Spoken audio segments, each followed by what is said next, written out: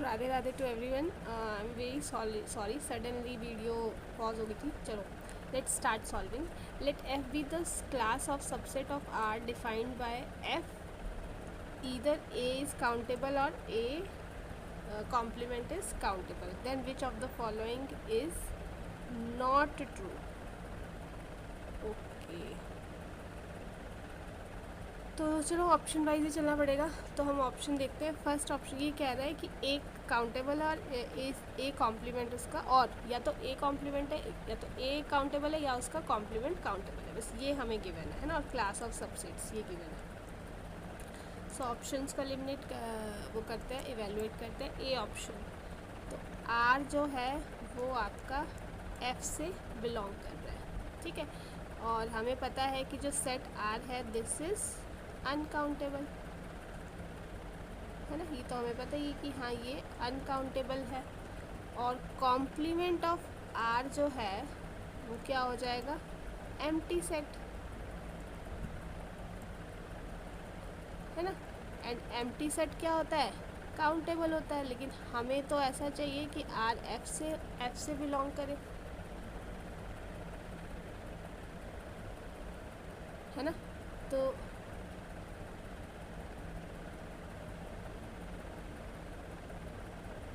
है ना, तो आर जो है वो एफ। अब इसमें क्या, इसमें इन्होंने बोला था कि इसका जो कॉम्प्लीमेंट, अच्छा इधर लिखा है इधर, तो कॉम्प्लीमेंट काउंटेबल हो गया, तो ये ट्रू स्टेटमेंट हो जाएगी हमारे पास, है ना।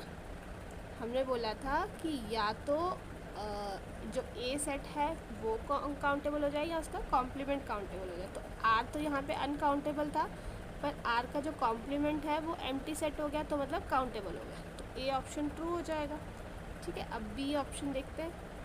बी ऑप्शन है कि हमारा बी एन जो है this is belonging to F, ठीक है।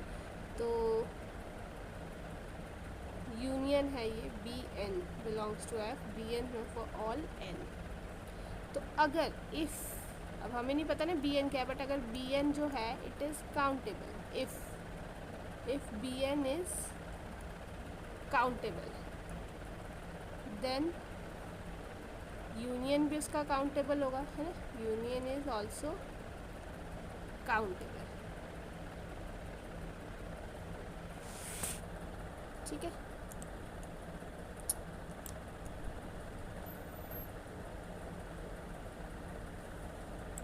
नाउ अगर हमारा, अब हम क्या करते हैं कि B N has countable complement, है ना। अगर बी एन काउंटेबल है तो उसका यूनियन भी काउंटेबल होगा, और उसका कॉम्प्लीमेंट भी क्या होगा, काउंटेबल होगा, काउंटेबल कॉम्प्लीमेंट। फिर उसका जो यूनियन होगा, unions of complement, B N complement, वो भी क्या होंगे, काउंटेबल होंगे, ठीक है। तो ये ऑप्शन भी हमारा क्या हो गया, ट्रू ऑप्शन हो गया, ओके। हमें बस उसके कॉम्प्लीमेंट देखना है कि हाँ वो कॉम्प्लीमेंट अब आ रहा है कि नहीं आ रहा है। अब सी ऑप्शन हम देखते हैं। तो ये है 0 से इन्फिनिटी जो है वो बिलोंग कर रहा है हमारा एफ पे। तो हमें पता है कि जो इंटरवल होता है वो क्या होता है, हमेशा अनकाउंटेबल होता है। इंटरवल तो हमेशा अनकाउंटेबल होता है।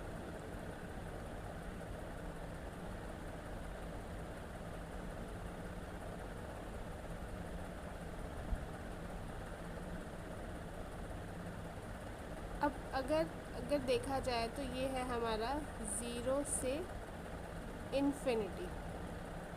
अगर मुझे इसका कॉम्प्लीमेंट निकालना है 0 से इन्फिनिटी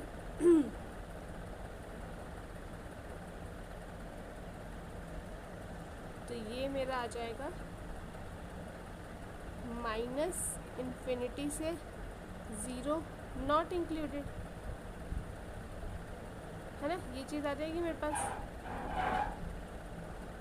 तो ये तो अनकाउंटेबल आ रहा है, ये तो काउंटेबल नहीं है क्योंकि ये भी इंटरवल है। तो सी ऑप्शन हमारा सही है, ठीक है। नाउ अगला हम देखते हैं।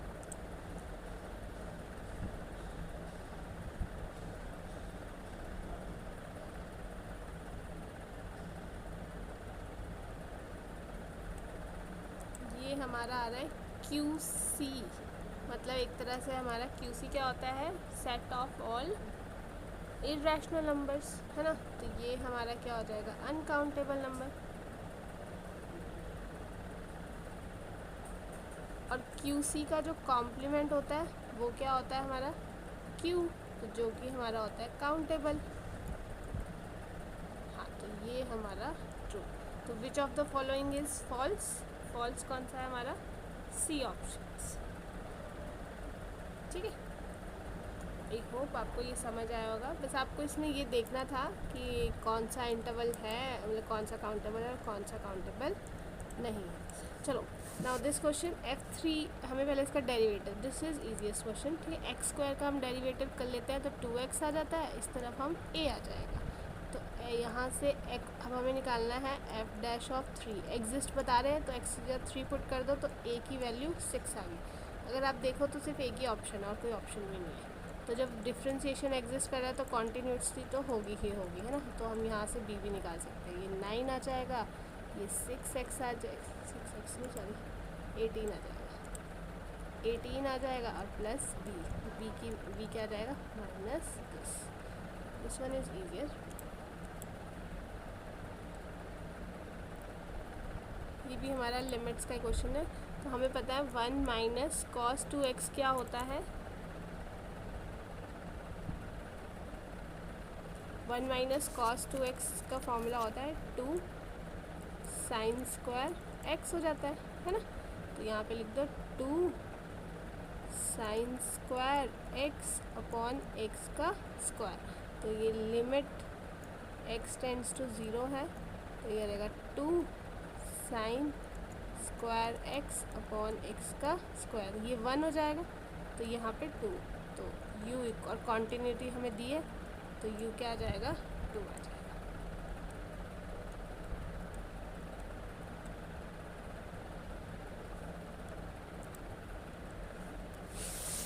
नाउ अब हमें इसमें पार्शियल डेरिवेटिव चेक करना है। तो एक तरह से देखा जाए तो हमारे पास f(x,y) क्या दिया है, ये x दिया है हमारे पास फंक्शन।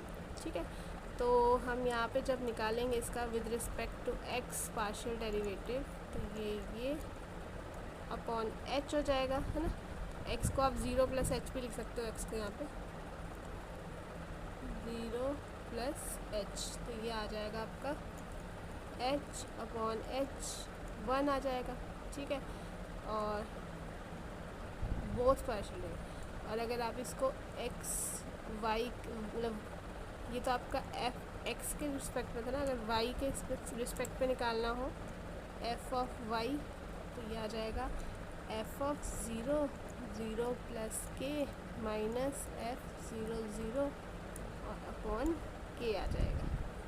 ठीक है, तो जब x इक्वल्स टू वाई, तो एक तरह से देखा जाए तो हमारे पास यहाँ पे फंक्शन x 0 ही आ जाएगा। अगर हम यहाँ पे वैल्यू पुट करें तो आप देख लो कि बोथ डेरिवेटिव्स एग्जिस्ट नहीं कर रहे, ना ही वो इक्वल है ना। एक्चुअली एग्जिस्ट तो कर रहे हैं, यहाँ 1 आ गया, यहाँ 0 आ गया, बट एग्जिस्ट नहीं कर रहे हैं, तो ये तो गलत है। अब जब हमारे पास पार्शियल डेरिवेटिव्स ना ही कॉन्टीन्यूस है, ना ही एग्जिस्ट कर रहे हैं, ना ही इक्वल है दोनों, तो फिर डिफ्रेंशिएबिलिटी की तो बात आती ही नहीं है। तो C option is correct option, कोई भी स्टेटमेंट सही नहीं है।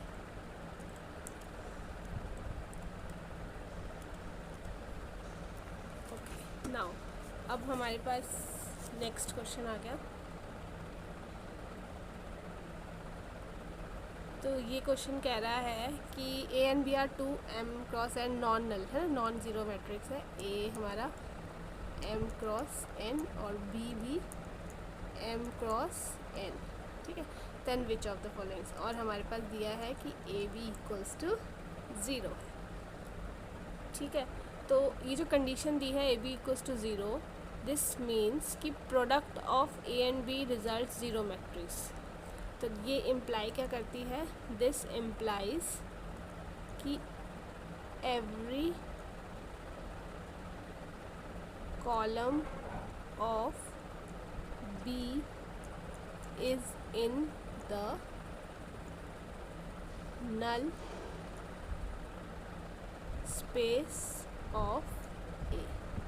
एवरी कॉलम ऑफ बी है ना, every column of B is in the null space of ए।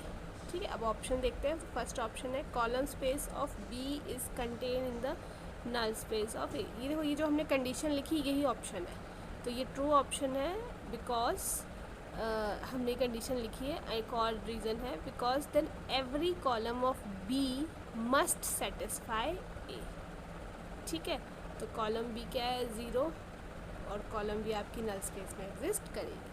अगर आपके पास ए बी इक्वल्स टू 0 दिया है तो इसका मतलब every column of B is in the null space of A. ठीक है, नेक्स्ट है column space of A is contained.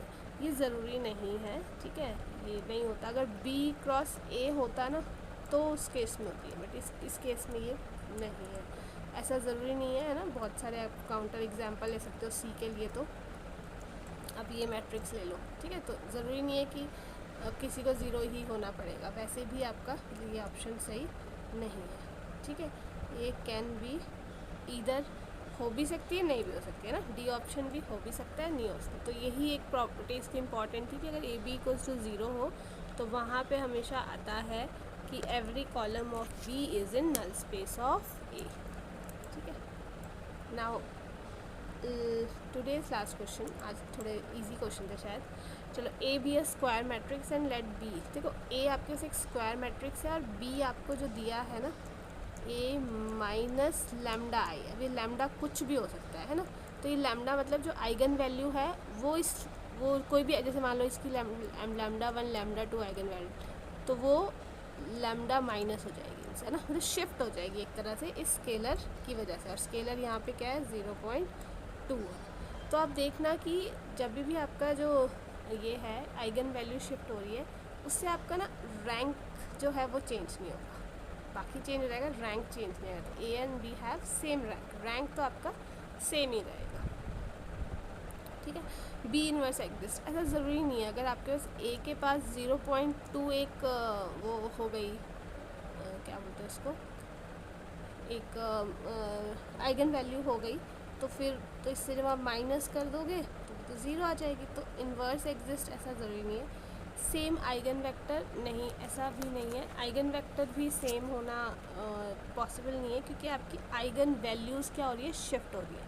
तो जब आपकी आइगन वैल्यू शिफ्ट होती है तो there is a potential to change eigen vectors as well, और सेम आइगन वैल्यू तो कभी होगी नहीं। ठीक है, तो रैंक सेम होगा बट बाकी चीज़ें सेम नहीं होगी। तो आई होप कि आपको समझ आया होगा। Thank you so much.